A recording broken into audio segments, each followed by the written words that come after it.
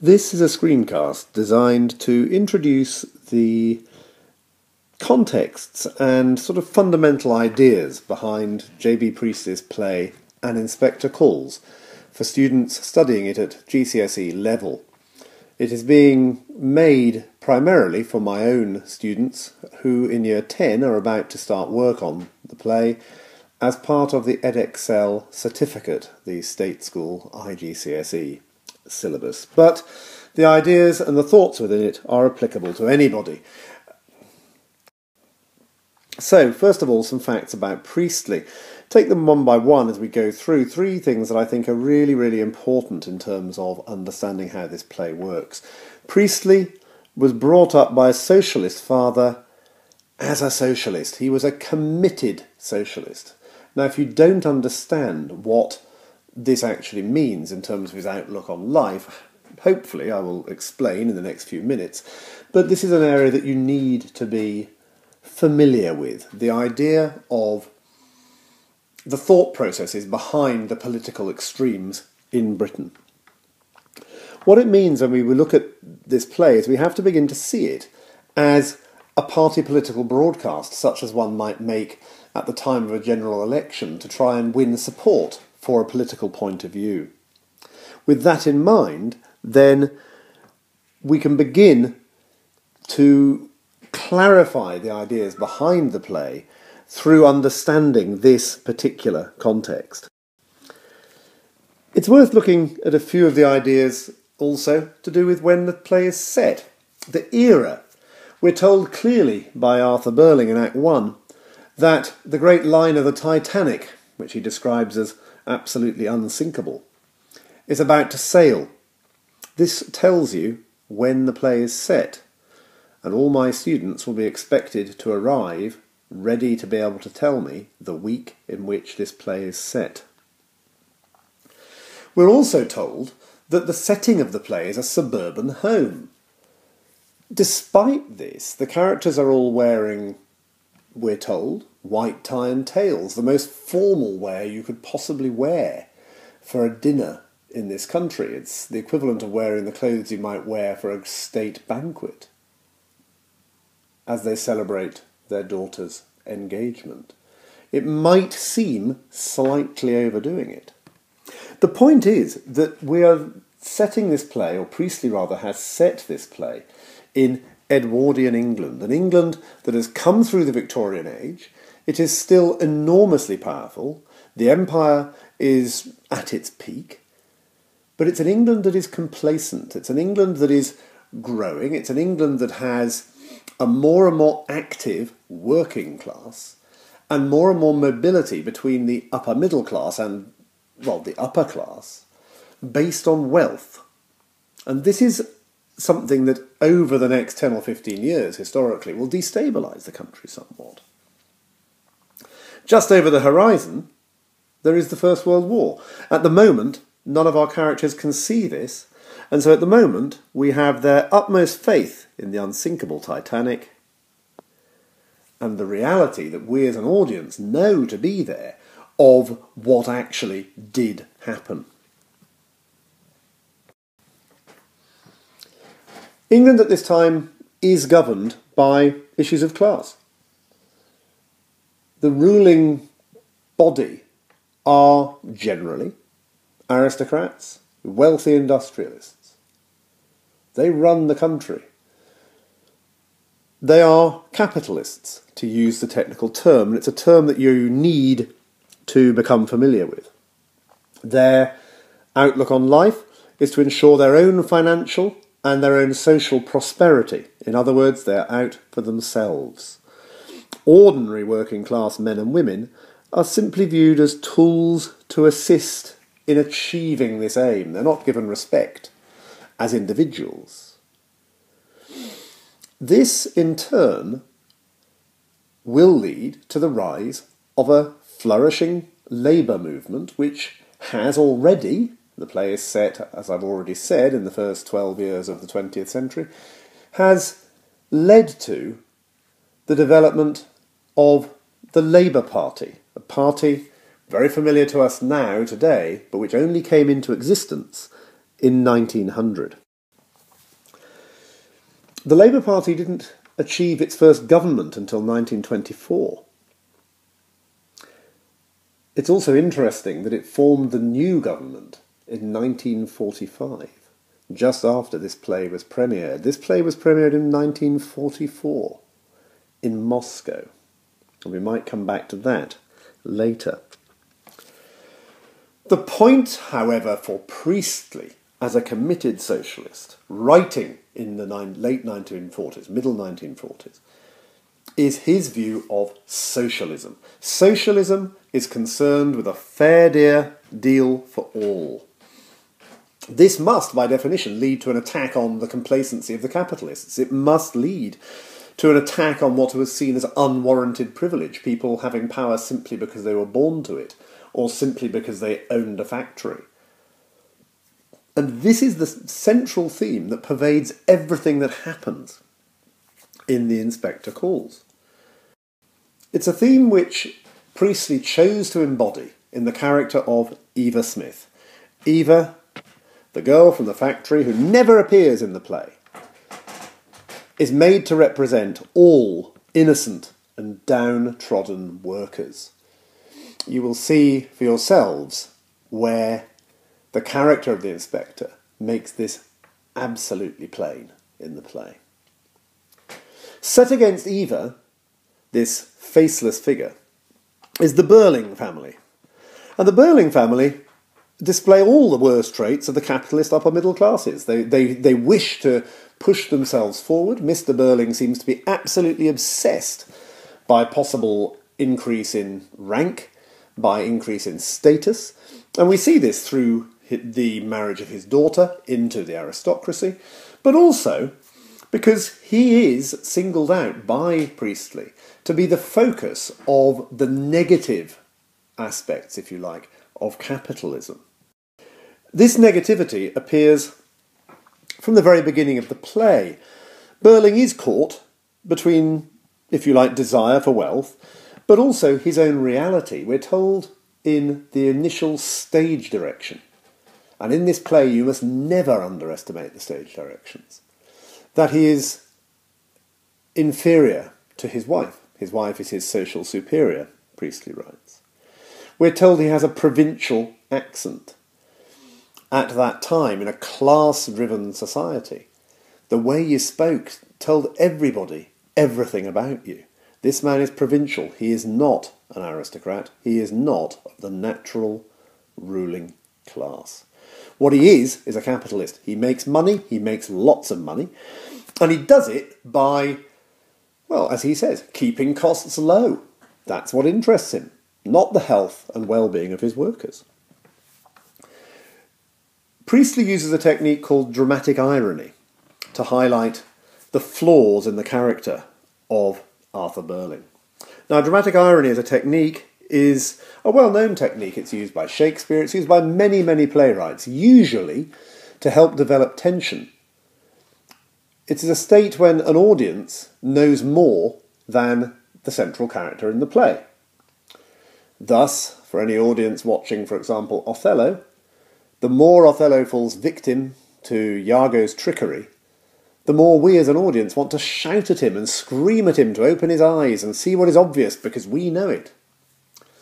Priestley doesn't use it in this way. Priestley uses his dramatic irony to shed light on the character of Arthur Burling. We know that everything that Burling prophesies in the first act will not come true. He talks about the Titanic. He talks about a period of stability in the labour market.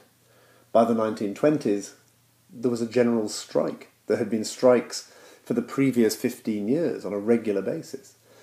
He is absolutely set in his opinions of class, although we all know that the First World War, to a degree, helped to remove the barriers of class from the country. He's very arrogant in the way that he refers to the women in society, particularly his daughter. And yet we know that this will be a period where women's suffrage will begin to take root and where ultimately women will be viewed as equal members of society. He even makes the rash statement that there won't be a war. No Germans are interested in war, he says. And we all know that 2 years later, the First World War began. He simply comes across as arrogant, but also, to an educated audience such as ourselves watching this play, he comes across as stupid. And this is Priestley's first aim, to show through their own words and actions that the capitalists have got it wrong. His adversary, if you like, the inspector of the title of the play, Inspector Ghoul, is for Priestley a voice of reason. Now, I'm not going to digress at this point to discuss what Ghoul represents. What he does stand up for, on the other hand, is the ordinary person, for Eva. He seems to know everything that there is to know about Eva and about the behaviour of the Burling family. Sheila, Arthur Burling's daughter, picks this up very fast, and it's one of the reasons that she particularly seems drawn to Ghoul. And we will see how she and Eric, her brother, are perhaps less committed capitalists than their parents and capable of change and, in Priestley's view, therefore, improvement. A careful reading of the initial stage direction and then the stage directions when Ghoul is in the house stress this even further. Into a room dressed like something out of a 19th century operetta walks a man in a suit. He's a man of the modern era, if you like, particularly given when this play was written. He's a man whose clothes clearly show him not to be driven by the idea of class and ostentatious displays of wealth. A careful study of the adverbs used to describe his speech will show him being relentless, massive, powerful, thoughtful. A man absolutely to be reckoned with, set up against the great block of power and ostentatiousness that is Arthur. The point is that in this play, Priestley is at pains to show us that capitalism is somehow immoral. So as well as writing a play in which we all engage in the idea of finding out what happened to Eva Smith, he writes what I would call a morality play, a play in the manner of medieval mystery plays. Now again, I will expect my class to arrive with at least an understanding of what a mystery play might be. Within such a play, every character represents a particular sin, and this is certainly seen to be the case in this play. You'll be able to work out for yourselves which of the 7 deadly sins are on display. In a traditional mystery play, there is a character who saves from sin the everyman character, the character that perhaps represents us all. Now, I would argue that the Inspector Ghoul doesn't have an everyman. The everyman is placed by Priestley as the audience. We are watching this play and we are being educated. We're being educated about our political thought processes, and we are being educated about the good way, the moral way to live our life in doing so. It is, of course, the inspector who embodies goodness in Priestley's view. It's the inspector whose job it is to lift the veil from our eyes and show us exactly what lies beneath the veneer of good behaviour put out by the Burlings. As you approach the play, there's little things here to think about. Check where the play was first performed. Look at the date. Consider how unusual this must have been. And then consider what it was about the play that spoke so strongly to the Soviet authorities of the day. Look at Burling's speeches in Act 1. Read them very carefully and begin to make a list. What does he actually prophesy? And what is the reality? What actually happens to all these ideas? Begin to make a list of them. The interesting thing is that Priestley manages to make them run up to around 1940. If you'd been sitting in a theatre in London watching this play in 1945, remind yourselves of the historical context to those opening performances. Remind yourselves precisely what has been happening in London at that time. You might want to look at Ghoul and how he closes Act 3. We've spent time thinking about Burling. What does Ghoul prophesy? Remember, when he's making this speech, we are in 1912. The play is set back then. So what is he suggesting will be the outcome of a world that does not embrace socialism? Finally, if it helps you to get some ideas together in this little section, think about modern parallels. This idea of capitalism and socialism has become very watered down in our political system these days. There's really very little between the traditionally capitalist Conservative Party and the traditionally socialist Labour Party in terms of the policies that they espouse. But you might want to think about this for a bit and think about what you may have heard on the news or read in the newspapers or talk to your parents. Think, how are bankers perceived? At the time that I'm making this screencast, the news is full of the heads of energy companies, gas companies, electricity companies, having to justify to Parliament why they've put their prices up by a huge percentage relative to inflation and the cost of living. They are seen as capitalists, making a quick fortune on the back of the ordinary people who have to pay these bills. One of the reasons that this play is still taught in so many schools is that the message of this play is absolutely relevant today, and as relevant today as it was in 1940 in many ways. We don't have to agree with Priestley's perception of the political landscape in which we live, and it certainly wouldn't be my job as a teacher to encourage you one way or the other. But the fact that we can read a play which lays it so clear in terms of the argument between the two sides, I think is vitally important. And that certainly is one of the reasons why I teach this play, and why I urge you to engage with it in a depth and a breadth that goes far beyond simply what is written on the page. For this to happen, there's one more thing you need to know, I think, before we start.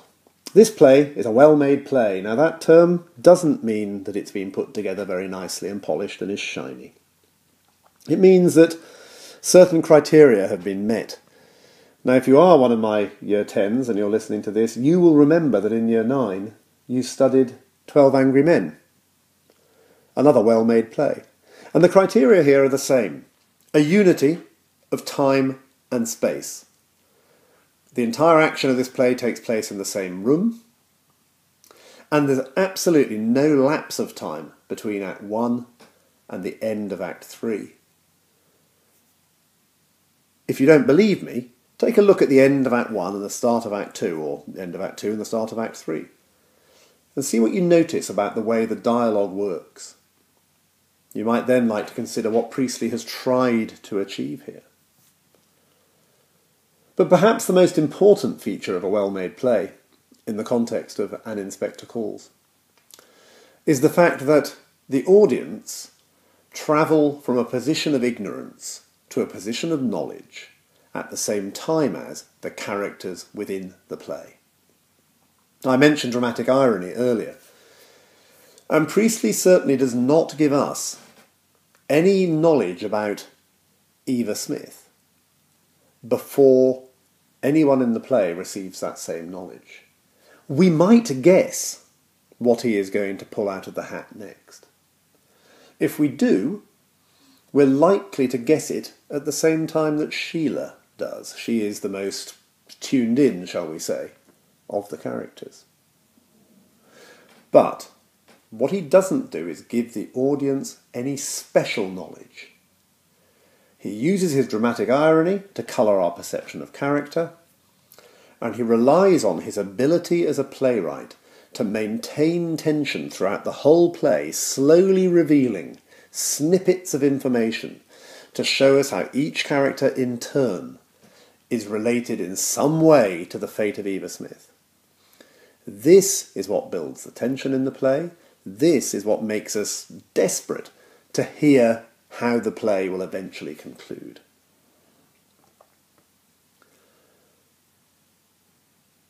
The ending of the play is not going to be spoiled in this screencast.